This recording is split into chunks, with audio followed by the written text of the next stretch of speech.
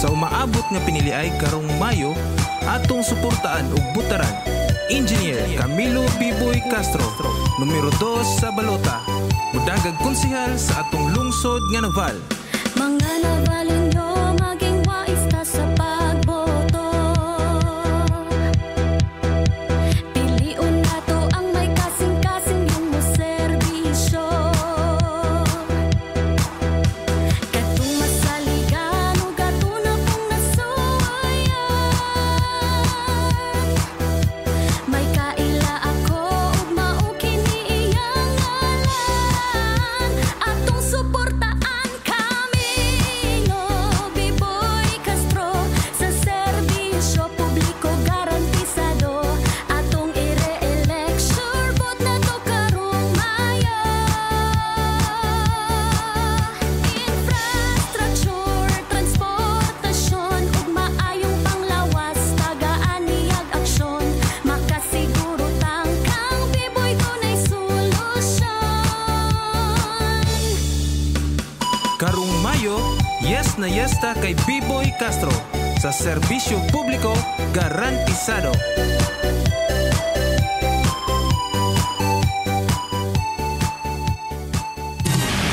Serving the Philippines, Radyo natin nationwide.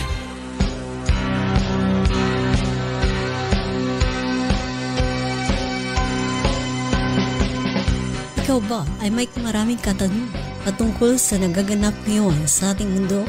Ano pa ang mga maaaring asahan patungkol sa ating panahon ngayon at sa hinaharap? Mga kailang paghandaan batay sa salita ni Yahweh upang makaiwas sa walang hanggang kapahamakan bagkus magkaroon ng tiyak na kaligtasan. Sa kanyang pagbabalik, dala ang gantimpala para sa bawat isa. Tiyakin ang iyong magiging kalagayan walang hanggan. Pakinggan ang programang nabugna para sa iyo, ang salita ni Yahweh. Huwag kaligtaan abangan at subaybayan. Programang tiyak na magdudulot sa inyo ng isang buhay na masagana sa presensya niya. Dahil dito, mga panalangin madaling tugunin dahil sa kapangyarihan ng pangalan ni Yahweh. Kasamang isa sa himpapawid ang malalaking kaganapan sa mundo, the 7 Great World End Time Events. Dito lamang po yan sa 103.9 radyo natin na Balbiliran. Ihahatid nina Roth Pagabasan Puentes, Nora Ibaho George at Enrique Hontelia. Shalom!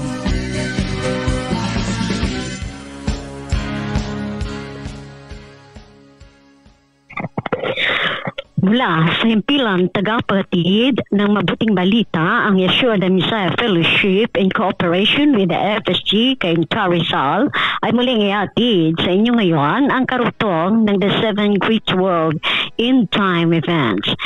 Bibigyan natin ng panahon ngayon ang karugtong ng 7 silyo na kung saan nasa pangalawa na po tayo ngayon na sinasabi na sa Revelation chapter 6 verse 3 ay narito ating babasahin ng alisin ng kordero o ng ating Mesiyas na siyang tinutukoy dito ng alisin ng ating Mesiyas, ang mahal na Yeshua, ang pangalawang silyo. Narinig kong sinabi ng pangalawang buhay na nilalang, halika, isa namang kabayong pula ang lumitaw na ang nakasakay ay binigyan ng kapangyarihang magpasimula ng digmaan sa lupa upang magpatayan ang mga tao. Binigyan siya ng isang malaking tabak. Ang kulay pula nga ay sumisimbolo ito ng dugo na mababasa natin sa Leviticus chapter 14 verse 4, verse 6, verse 49 up to 52 at Hebrews chapter 9 verse 19 at marami pang iba. Sumisimbolo din ito ng kulay ng dragon o Satan. Narito, ating basahin uli ang Revelation chapter 12 verse 3a.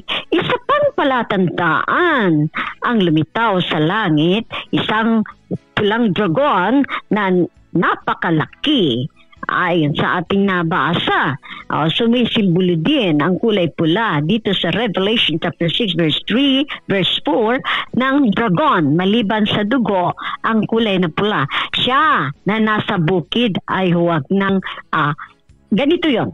So, sa verse, binasa natin kanina, ang verse, what we call this, verse 4, verse 3 and 4. So, ating ngayon, idudugtong ang Revelation chapter 12, verse 3 ay nga, ayon sa ating nabasa, na lumitaw sa langit isang pulang dragon na napakalaki. Sa digmaan na tinutukoy din sa verse 3 ng Revelation chapter 6, tumutukoy nga din doon ang tabak nga ating nabasa nung nakaraang ating program. Kung kaya't mahalaga na subaybayan natin dahil atin ang dugtong-dugtong na lang po itong gagawin natin, hindi na po natin babalikan. Kaya kung maaari ating subaybayan ang programa ito upang makompleto natin kung ano ba ang tinutukoy ng Book of Revelation, kung saan nandito na tayo sa the seven great world in time events at nandito natin tinatalakay ang number 2 na silyo, kung saan sa 7 silyo narito na tayo at ating tinatalakay ang pangalawang silyo na walang iba ay ang tinatawag na atin ang nabasa kanina, ang pulang kabayo na sumisimbolo nga ng dugo, ang pulang kulay dito sa Biblia, at pulang dragon. So, ganito, nung lumitaw ang isang pulang dragon na napakalaki sa digma na tinutukoy din sa verse 3 na ating nabanggit kanina ng Revelation chapter 6, tinutukoy din doon ang tabak. Sa verse 4, naman kung saan ang tabak ay sumisimbolo ng ideya ng sakripisyo at patayan sa mga panahon ng pagkatapos ng rapture o bago pa man ang rapture ay may magaganap na mga pag-aalyansa para sa napipintong gyera. So, katulad ngayon, bago dumating ang pangalawang silyo na atin ang tinatalakay sa ngayon ay ang unang silyo na kung saan ang transition to great tribulation na mild tribulation na mayroon itong tinatawag na gyera nga. Napipintong gyera. Subalit bago pa man mangyari itong gyera na to ay makakaranas pa ang mundo ng kasaganaan at katahimikan, kung kaya't sa pagsalakay nga ng mga pwersa na ito, ng maraming pwersa ito na sasalakay sa Israel, ay ito na yung hindi nila mapapansin dahil nga sa tingin nila parang kapayapaan at kasaganaan. So bigla-bigla na lang na sila ay sasalakayin muli. At ito nga ang pangalawang silyo. Unang silyo pa lang. Kasi bago mag-rapture, may sasalakay na sa kanila dyan. Gera ito ng mga bansa at pagkatapos nga ng rapture ay ibubungad ang malaking kaguluhan din na akin nang nabanggit nung nakaraan. Ang mga taong may iiwan na tila baga hindi malaman ang kanilang gagawin dahil sa malawakang confusion na talakay na natin to nung mga nakaraan. Malawak na confusion, hindi lang confusion sa isang bansa kundi sa buong mundo na event ito. Ang mga bagong ipapatupad nga ayon sa akin ang nabanggit ng mga nakaraan, ng mga bagong sistema agad-agad i-implement after rapture. Kung kaya't maingat tayo na sa ating pong pagbabasa ng mga katagang ito kung saan sa mga nasa Biblia na nasa verse 20 na nga po tayo. Umakyat na tayo agad. Nasa tinatalakay natin ang verse 12, no? Ngayon, pinaghahanda nga after that rapture, di ba? Di ba na natalakay ko na ng mga nakaraan na maraming palaala sa bagong sistema pagkatapos ng rapture. Kahit ang verse 16, kaya sabi sa bundok, sabi nga ay yun ang lugar lamang na binibigay na ang lahat ay magiging safe. Safe dahil sa mga panahon na yun ay magtatatak sa pilitan na ng numerong 666, ang modern way ng mundo. Kaya sa verse 17, siya na nasa bubungan, yun advice sa ating mahal na Yeshua, no? Nasa bubungan, anya ay huwag nang bababa upang kumuha ang anuman sa kanyang bahay. Na ang ibig sabihin nito, At ang nasa bukid ay huwag nang babalik upang kumuha ng kanyang mga damit. Natalakay na rin din po natin ito na nag-end tayo sa verse 20. Ito nga ang 19. Ngunit sa aba ng mga nagdadalang tao at sa mga napapasuso sa mga araw na iyon. So, nagbibigay babala na sa mga panahon ng rapture o after rapture ay ito makikita na ang mga bagay na ito. Wala pa ito sa ating panahon kasi wala pa tayo sa pangalawang silyo. Okay? Nasa unang silyo pa lang tayo sa ngayon. Nakatulad pa ulit-ulit ko sinasabi na mababasa natin sa Mark 13, chapter 13, Matthew chapter 24, basahin lahat yan. At saka yung Lucas 21. Lahat yan na dumutukoy na yan sa ating kapanahunan ngayon na bigla-bigla na lang may nangyayari na hindi natin sukat akalain. Kaya sa verse 20, dito tayo nagtapos ng nakaraang programa. Manalangin kayo ng iyong pagtakas manalangin kayo na sa inyong pagtakas ay huwag mangyari sa taglamig o sa araw ng Sabat. So, pinapaalala tayo, ano bang ibig sabihin nito? Manalangin upang hindi daw tayo mataon sa rapture ng tinatawag na pagtakas, okay? Sa mga naiwan sa mga naiwan. O sa mga nag-iisip na nagbabaliwala, okay? Nag-iisip na, di bali na, bahala na, no? Wag tayo sa gano'n na attitude. Alamin natin, dahil ito nangyayari noon pa lang sinasabi ko na noon na unang maglalaban ang Amerika at China. Yun, nangyari dahil sa microchips. Tagisan ng talino, paano ang mga makabagong teknolohiya makamit, no? So, ngayon, nangyari. So, ito, nangyari dahil sinabi ng Biblia, no? So, ito rin, sabi, manalangin sa verse 20, kayo na ang inyong pagtakas o ang pag-rapture, no? Ang panahon ng rapture, no? O mangyari ang rapture, no? Manalangin daw, sabi, na huwag mangyari o mataon sa taglamig o araw ng Sabat. Nang ibig sabihin na tayo sa ating mga personal na buhay na kung yung tinatawag na taglamig, ito yung mga taglamig na ikaw yung walang alam. Okay? O na ikaw yung walang alam. Hindi ka naniniwala sa sinasabi ng Biblia. Ikaw ito yon, no? Inibigyan ng reminders tayo dito. At sa araw ng Sabat, o kung hindi man, sabi niya, huwag mataon ng Sabat. Na ibig sabihin ng isa pang meaning ng taglamig is yung nawala ka na sa church, na hindi ka na nagbasa sa Bible, hindi ka na nag-a-attend ng mga services. Isa ito, nanlalamig ka, nanlulupaypay ka, nanghihina ka sa panampalataya. Isa rin na tinutukoy dito. At sinabi din na huwag sana din sa Sabat.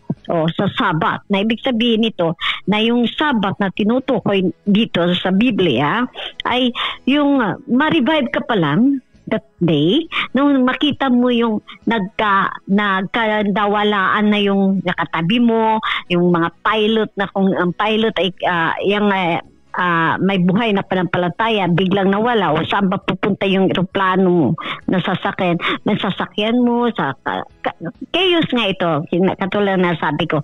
So wag daw natin isipin o itaon natin sa ating mga sarili na doon pa lang nang makita mo na yung mga bagay na yun, nangyayari na ang rapture, doon ka palang ma-revive o doon ka palang magbabalik loob sa kanya dahil tiyak ay maiiwan nga.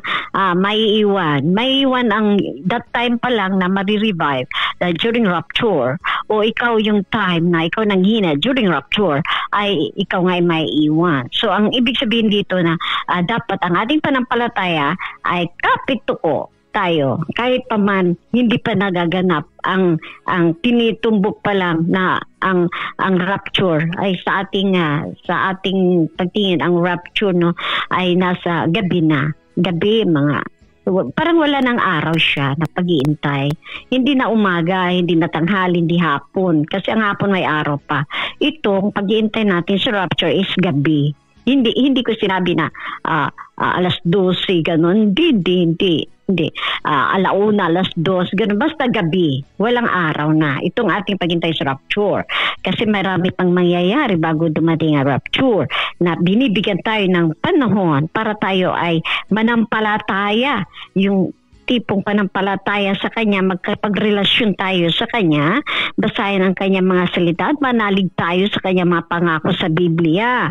Yan, at isabuhay natin sa tulong ng mahal na Holy Spirit, dahil hindi man natin kaya magpakabanal tayo ito sa mundo na to, ay ang mahal na Holy Spirit ay may taglay na kapangyarihan na kayang-kaya niyang lampasan ang mga bagay na hindi natin kaya, na tayo ay mamuhay ayon sa Kanyang mga salita, dahil hindi nga atin ang kapangyarihan na nagpapabanal sa bawat isa sa atin. Kaya wala tayong kapangyarihan sa mga ganitong bagay. Kung kaya't ang Holy Spirit ang huling pinadala ng mahal na Amang Yahweh, siyang ating ngayong gabay sa ating pamumuhay araw-araw, na siyang nagtuturo, na siyang bibigay kapangyarihan upang tayo manatiling mamuhay ng may kabanalan, na siya nga itong kailangan sa pagdating ng rapture, na ito ay built-in ka na. Ibig sabihin na ikaw ay concerned ka na sa mga bagay patungkol sa Kanyang katuwiran o righteousness ng ating mahal na Mesiya. Yun ang ibig sabihin dito. You are living like what He wants for us to do. Yung parang ito ang gusto niya. Na it's not parang it's truth na tayo ay yung salita niya nabubuhay sa atin. That is what it means. Kasi it's para to sa mga banal lamang ang rapture. Remember this one, okay? Kung tayo namumuhay ngayon na half-half tayo, 50-50 banal, 50-50 righteousness, na 50 naman hindi. Ibig sabihin, hindi tayo makasama sa rapture. Kasi buo ang bigla na lang kasi yan eh. Bigla ka na lang aangat, no? Sa impapawid upang siya ay salubungin, katulad ng sinasabi sa 1 Thessalonica chapter 4 verses 15 up to 17. Kung may Biblia kayo, basahin niyo na po yan. Kaya natin binibigyan ito ng halaga dahil ito ay magaganap nga. At sa verse dito sa verse 21, kaya nga buhay na pananampalataya tinutukoy nga sa Bagong Testamento. Basahin natin kung may time tayo, no? Ang bilis nga niyan kung magkaroon tayo ng app, no, ng Bible, meron tayong mga cellphone, mayroon offline dyan na Bible, pwede ka magbasa kahit saan ka pumunta, no? Hindi naman yung tinutukoy kung maghapon na lang, magbasa ka na magbasa. Huwag kayo maniniwala na sinasabi ng iba nakakasirang ulo. No! Hindi nakakasira ng ulo ang magbasa ng Bible. Yun, doon sa ating mga kalula-lula, mga kalululuhan natin, yun sinasabi nila na masisiraan ng bait daw. Hindi totoo yan. Don't believe that one.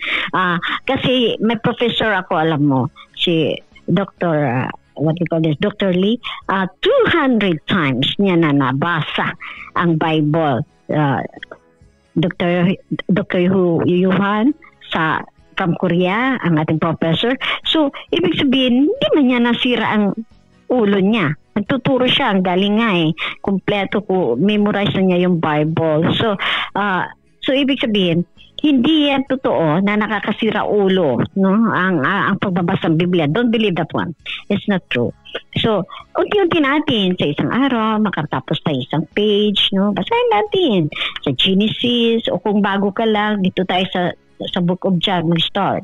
Then, pagkatapos, isa-isa, then balik tayo sa Genesis. So, pang maintindihan lalo natin ang Biblia. Sa verse 21, sinasabi rito na ito ay sa magkakaroon ng malaking kahirapan na hindi pa nangyayari mula pa sa simula ng sanlibutan, no, hanggang ngayon, at wala nang mangyayaring katulad nito kailanman. Pansinin natin ang masalitang wala nang mangyayaring katulad nito kailanman, dahil once na dumating ang white throne judgment pagkatapos ng battle of Armageddon, ang susunod ang pagkatapos ng ang Battle of Armageddon, which is the fourth from the seven great world end time event, Ang susunod kasi ay wakas na ng lahat ng mga ng tao na kasi that time ang white throne judgment, tandaan natin, para lang lahat yun sa mga namatay. Okay? Kung ang rapture para sa mga banal lamang, ang pagsundo, ang white throne judgment ay para lang lahat sa mga patay. Patay lahat yun. Mga namatay na, ito na yun, white throne judgment. Kasi ang mga buhay that time ay mananatili. Kung papasok tayo sa Great Tribulation, ang mga banal na siyang papatayin nga doon, ng kalaban, ng bagong sistema ng mundo, papatayin lahat yun eh. But once na mahuli ka, papatayin ka kasi hindi ka magpapatatak sa kanilang numero. So papatayin lahat yan. Lahat yun, papatayin. Walang matitira. So ang bilang ng mamamatay ay inaantay. May bilang yan eh. Hindi natin alam kung ano ang bilang. Maliban lang 44,000 sa mga Jews. Sa mga Jews, tinukoy doon 44,000. So sa atin, sa mga Gentiles, hindi natin alam kung ilan ang bilang na kanilang inaantay ng mga mamatay. Okay? Inaantay ang bilang ng mga mamamatay during this time sa Great Tribulation. So ang fourth na kung saan ang Battle of Armageddon, ang wakas na ng lahat ng taong masasama. Kasi ito magkakaroon na ng gera dito, labanan, na kung saan ang dulo nito ay ikukulong na si Satan dito for 1,000 years, habang naman ang Manesyo maghahari for 1,000 years sa kalupaan, habang si Satan ay makakulong sa Hades ng 1,000 years, habang ang Manesyo ay naghahari sa kalupaan ng 1,000 years din. At that after that 1,000 years ay pakakawalan uli si Satan. Yun ang reign of Yeshua on earth, yun ang panglima. So the seven great world in time events. At ang pang-anim nga, yun ang last and final battle ni Satan and the Master Yeshua. Yan ang final battle nila. Kaya pakakawalan kasi siya after 1,000 years. Kaya yun ang magaganap. Sa Great Tribulation, ang ating talakay dito, kung saan ang tinatawag dito kung sa white throne judgment, mga ihuhulog na sila na tinatawag na kung hindi yung mga patay na hindi nga nakaabot doon sa panimbangan, no? Tinitimbang kasi yun yung righteousness mo kasi wala kang words. So kung mayroon man, wala kang hindi mo pinaniwalaan. So sa New Testament, sa Old Testament, may mga mabubuhay na nangamatay na may mabubuhay dyan when rapture comes. May mga mabubuhay dyan pero diretso sila sa Great Tribulation na hindi man sila masasama. Ang iba naman na yung mag-undergo sa Great Tribulation, ang matira-matibay dyan, lahat ay buhay yan, buhay. Yan ang diretso sa what we call this, sa kaharian. Buhay yan, buhay yan ng mga tao. Hindi ito nangamatay na nabuhay. Hindi. Buhay ito na nag-survive sa Great Tribulation. Ito ang papasok ngayon sa kanyang paghahari kasi in flesh ito eh. In flesh. Kompleto to. May flesh ito. May flesh. Wala silang matatak. Nakarating sila sa ganitong panahon. Kung kaya't narito na tayo, no? Muli sa susunod, no? Atin pong talakayin na dito kasi simula pa lamang natin dito sa ating sa paghahari ng mahal na Yeshua sa panglima sa seven great world in time events. Nandito na tayo. So, until next time, paalam. Maraming salamat sa lahat na nakinig sa atin. Hallelujah.